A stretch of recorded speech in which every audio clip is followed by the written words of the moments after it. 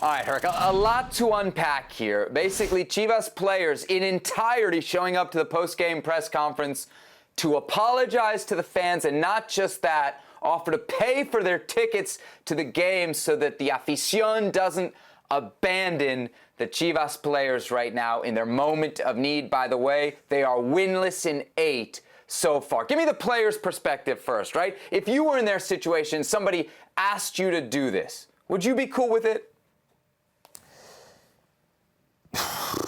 No, it's not that. You know what? I wouldn't be cool with it because it's very forced. First, right? hold on. Because there's no way, right, that the Chivas players actually sat in the locker room after this game and were like, you know what? Let's do this. Somebody clearly put them up to this, right? That was my first reaction. They were forced into it, I should say. Right. And it's not the first time, actually, that Chivas has done something like this, where they communicate or send messages through the press, through a press conference. We saw Marco Fabian do it before, where he asked the Chivas fans not to boo him. He's growing as a player and as a person. He would appreciate it if not booed him, he would get better. He promises to be better. And then we also saw Chivas' board, La Directiva, announce a nuevo refuerzo, like a new reinforcement, and it turned out to be the fans. So they do these silly things all the time,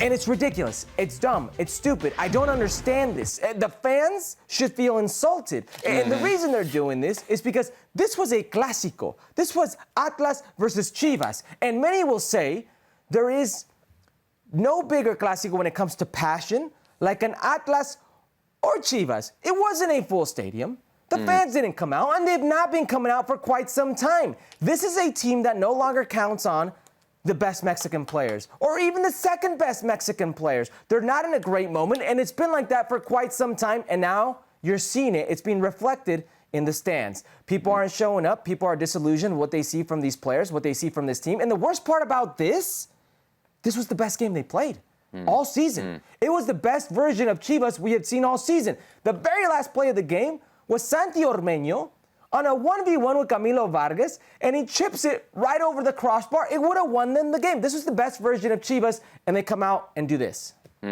Nevertheless, they are 17th currently in the table. 0 wins from their 8 games so far, Herc. It looks very, very bad. I would just feel from a player's perspective, you got to be humiliated. You got to be absolutely humiliated to have to all walk out there with your tail between your legs and say, I'm sorry to the fans. And on top of that, endure the insult of being told that you have to pay for the tickets of the fans to get them to come watch. Dude, that's what we did in high school. That's what we did when we were in club. We would pay for people to come watch us. Professional players at the biggest or one of the biggest clubs in Mexico should never be humiliated like this. This is a horrible look for Chivas. It's more ammunition against those who say Vergara should sell the team, because clearly what's happening here is he's shifting the blame to the players and off his terrible hiring of Ricardo Cadena, who we said might not last past the Clásico Tapatío, but apparently, Herc, he has. Well, thank you very much for watching ESPN on YouTube. For more sports highlights and analysis, be sure to download the ESPN app. And for live streaming, premium content, and let's not forget as well, ESPN FC 7 days a week. Subscribe to ESPN Plus.